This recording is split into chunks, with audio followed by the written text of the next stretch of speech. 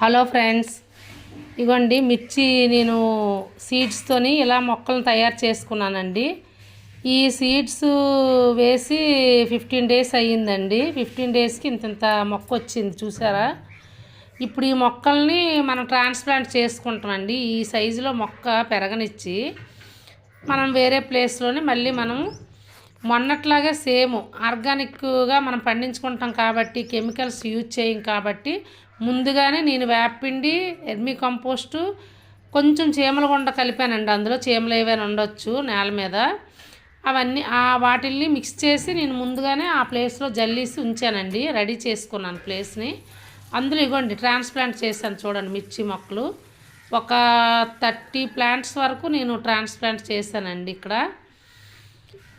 ఏవైనా మనం ఆర్గానిక్గా పండించుకునేటప్పుడు ముందుగానే మనము ఆ మట్టికి జాగ్రత్తలు తీసుకొని మనం ట్రాన్స్ప్లాంట్ చేసుకుంటే చక్కగా పెరుగుతాయండి, మనకి చక్కగా క్రాప్ని ఇస్తాయండి.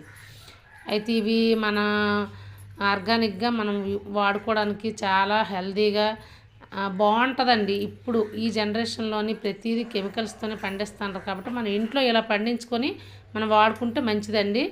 ఓకే ఫ్రెండ్స్, ఇది నచ్చితే సబ్స్క్రైబ్ చేయండి, లైక్ చేయండి.